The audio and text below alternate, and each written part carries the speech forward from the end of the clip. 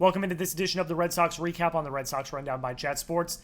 Let's just get right into it. I'm not going to mince any words. It was not pretty. Jacob deGrom allowed 2 hits in 5 innings of work. Richard Fitz looked good until a very brutal 6th inning that saw 2 home runs given up.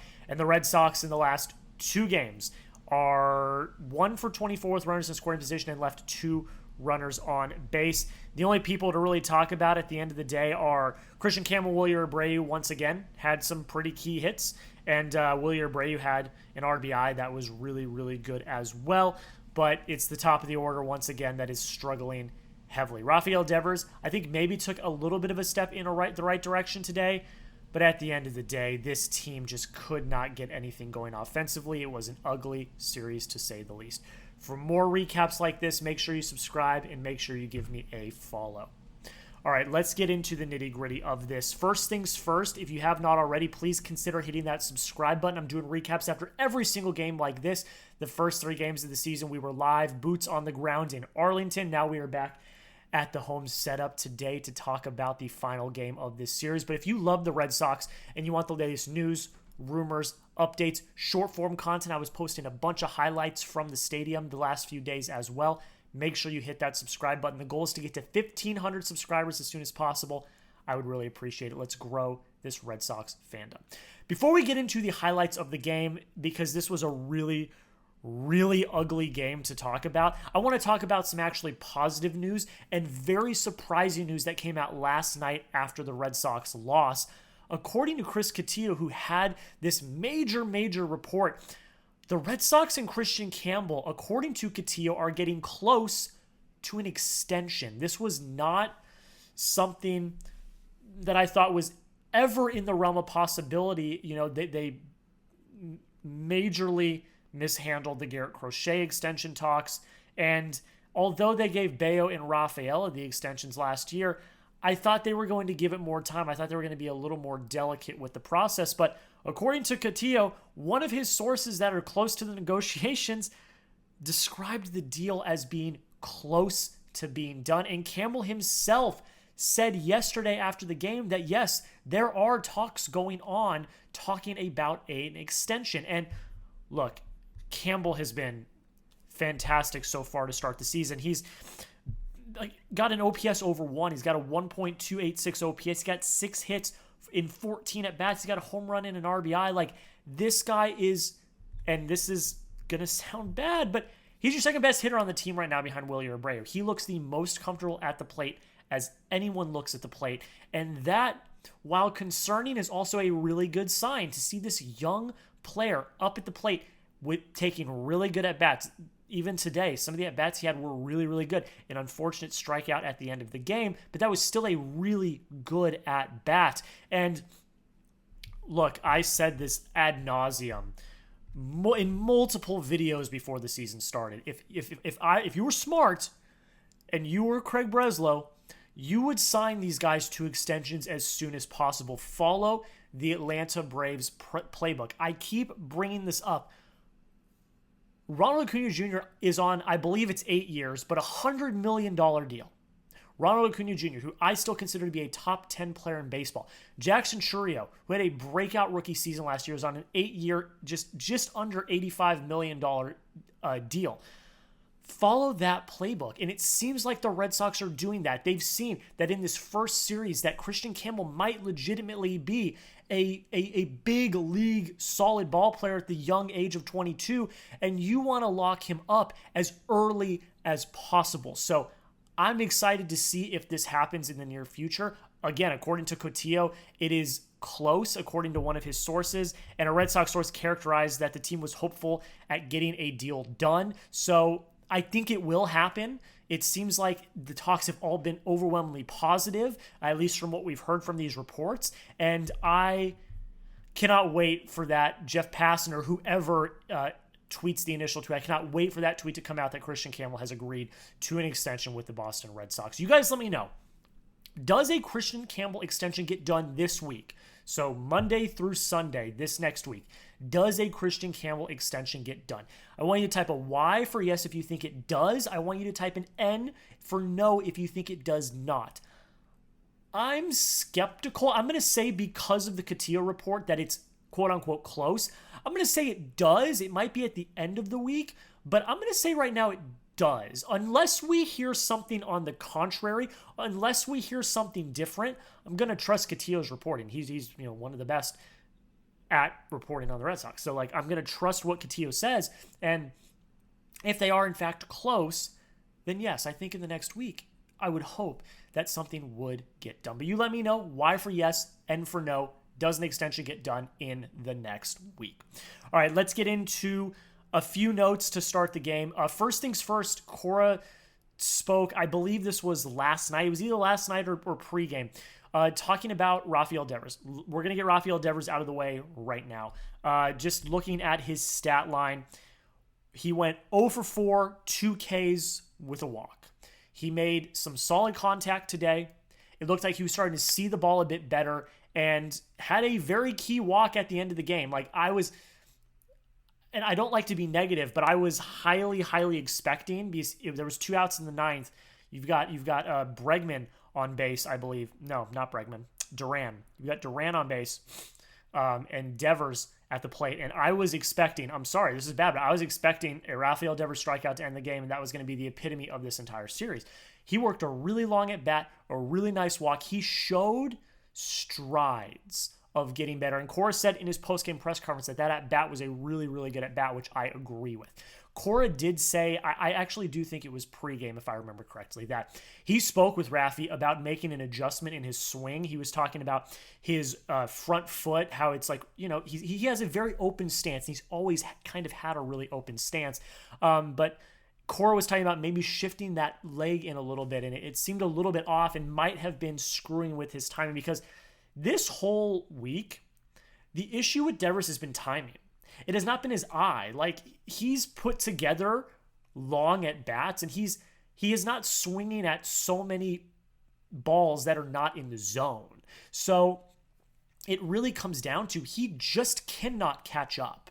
And so for Cora to say, hey, I see this issue, I think this might help you catch up a little bit. We did start to see that today. He was fouling some pitches off. He made contact on, he only had 2 strikeouts today, which, that is not great. But to have 2 of the outs come at the hands of contact, that's at least a little bit of a step in the right direction.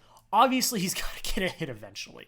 Obviously, this is not what you want to see. You do not want to see the face of your franchise come up with runners on and strike out or end the inning with an out. That cannot happen. And he has had, statistically, one of the worst starts by any player in the history of Major League Baseball. He broke the Major League Baseball record last night with the most strikeouts in the first 3 games of a season with 10. He's up to 12 now. It's not good enough. But I'm hoping and I'm hopeful that Rafi will figure it out. Cora did say he's going to play tomorrow. So all the people that want him benched or don't want him playing, Cora already debunked. He will play tomorrow against Baltimore, and I still think that that's a good thing. He needs more reps. He is behind in his progression because he did not have a proper spring. So I think that he's going to be okay. He will figure it out eventually. He just needs some more time. He needs some more reps. Richard Fitz looked good in this game. He did. Don't let the stat line fool you. He finished the game 6 innings pitched, 6 hits, 3 earned runs, 4 Ks. He did give up those 2 home runs in the 6th inning, but for a majority of this game, he was controlling the game just as well as Jacob deGrom. He did give up those 3 runs, 2 of them coming on the home runs, but you got into the 6th inning. Through 5 innings, he had, I think, a less than 50 pitch count, and he only surrendered 1 run. So, Richard Fitz continued the solid campaign that he had in spring, brought it into the regular season, and I think, honestly, he had the best start of any of the starters this weekend. He looked really sharp. His strike-to-ball ratio was really solid, and I thought that was a really good outing from Fitz. He imploded a little bit in the 6th inning, gave up the 2 home runs, left a few pitches high. The Adolis one was a slider, kind of on the outside, but it was still kind of around the heart of the plate. And Adolis just absolutely wreaked havoc on the Red Sox this weekend. He had an absolutely awesome series. But Richard Fitz, in general, I think looked really solid, and I think he had the best outing of the 4 so far. I'm going to grade the debut of Richard Fitz this season. A, B, C, D, or F. A being this was the greatest debut, greatest pitching out I've ever seen in my entire life. F, this guy needs to be cut. This guy needs to be DFA'd. He absolutely sucks. I'm gonna give it a B plus. I mean, I like, except for that implosion in the 6th inning, I thought he looked pretty dang solid, and that's something that you really, really want to see. I'm going to talk about the bullpen real quick too, and then we'll get to the offense to finish out the video. The bullpen has been elite so far. I don't think I don't have the series stats in front of me, so please correct me if I'm wrong, but I don't think the bullpen has allowed a run so far. Maybe one. But I don't know if the bullpen's allowed to run. I could be completely missing. The first 3 games are kind of a blur. I was there trying to take it in the best I could, but I was able to really sit and watch this game more intently today as opposed to the first 3 games. So please correct me in the comments if I'm wrong, but the bullpen has been absolutely solid, and it's been everyone. Justin Wilson, Weissert, Slayton, Chapman, everyone that has come out of that bullpen. Whitlock looked really good in his outing. Has looked solid. And that's really good to see, because that, in my opinion, going into the season was the biggest question mark. Was the bullpen going to hold up? And the fact that against a really stout, really, really solid Texas Rangers lineup, they were able to hold firm after the starters had to come out, that's a really good sign going forward. And the fact that all the starters, I think, unless I'm forgetting, I think all starters went at least 5 innings. That's what you want to see. So this is... While the starters did not have, in my opinion, the greatest starts this weekend, and I think all of them struggled in their own ways, shapes, and forms, I think the pitching staff as a whole was a very big positive this weekend. The pitching staff put you in a position to win every single night. It was the offense that did them dirty. Let's talk about the offense.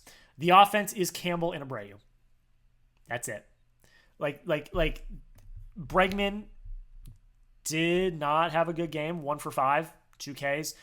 He was starting to get a little comfortable over the past few games. Duran, 1 for 4 with 1 K, was starting to get comfortable in the last few games. But today specifically, the offense really was Campbell and Abreu. Abreu had 1 RBI, and that's the only RBI.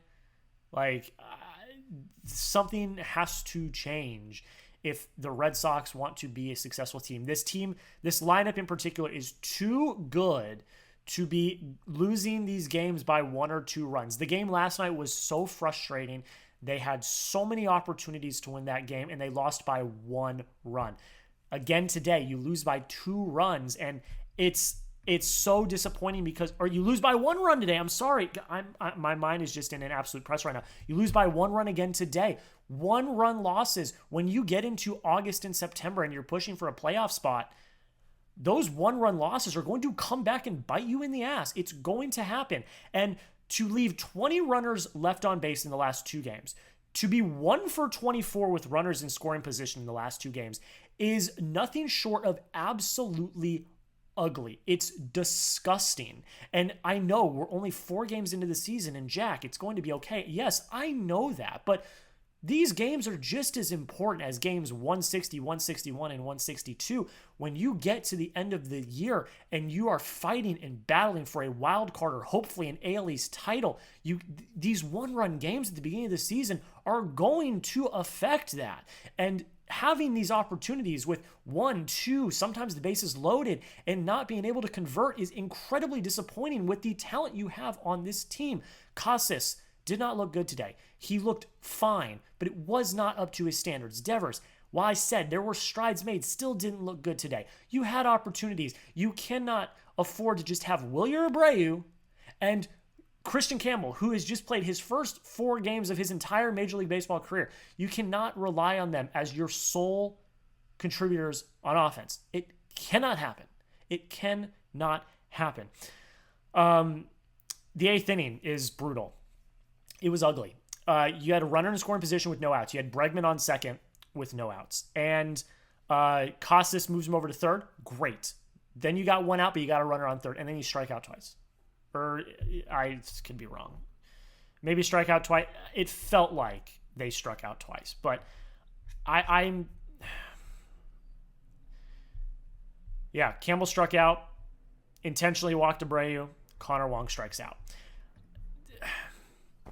Put the ball in play. just make contact. Casas did that in that at-bat. I will give him credit. He moved Bregman over to third. That was a great at-bat. You needed to do that with no outs. But then to strike out the next two batters that actually got at-bats, just put the ball in play.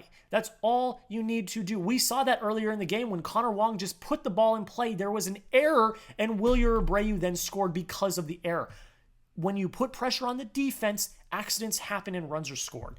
And the fact that it's just so many strikeouts. How many strikeouts today? 11 strikeouts. Another game of double-digit strikeouts. Everyone's going to say, Jack, stop comparing them to 2024. Stop comparing them to 2024. This series, in a vacuum, a lot of games left to be played, but this series in particular in a vacuum looked exactly like the 2024 Red Sox in the second half of the season. It did. You left double-digit runners on base. 1 for 24 with runners in scoring position the last two games. Double-digit strikeouts, I think, in 3 of the 4 games. That's got 2024 written all over it. Again, it's only the first 4 games of the season. I'm not going to panic yet, but not good. Not good. All right, you let me know down below in the comments. What's your confidence level in the Red Sox lineup against the Baltimore Orioles? They're headed to Baltimore for a series against the Orioles starting tomorrow. Let me know your confidence level. Scale of 1 to 10. 1 being this season's already over. This lineup is horrible. 10 being this is the best lineup in baseball. They're going to destroy the Orioles. Let me know. My confidence right now, I'm going to say is a 4. Until they can prove me differently, I'm not confident in the lineup. You cannot have 2 guys be the sole contributors to your offense. It can't happen. So for right now, I'm going to be at a 4. All right, real quick before we get out of here, a few injury updates that I wanted to talk about. Liam Hendricks played catch today. He got a cortisone shot last week, and apparently it reacted well, so that's a good sign. Bello and Giolito are both scheduled for 3 innings in Worcester this week, so they're making their debuts this week, and then likely 2 more starts each before they make it to the big league roster, but we should see them probably in a few weeks. And then, of course, Cora talked about the Devers stuff. So this was this morning.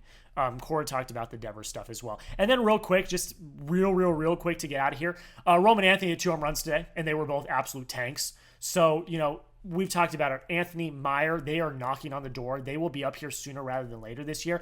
And Roman Anthony gets 2 home runs yesterday. Could desperately use that on the lineup right now. That's pretty much it, guys. Before we get out of here, once again, I'm going to ask you, if you have not already, please consider subscribing. If you have already subscribed, send the link to a friend. I want to get as many Red Sox fans on this channel as possible. Let's keep this being the fastest growing Red Sox YouTube channel on YouTube. Thank you all so much for watching. I appreciate y'all. And until next time, go Sox.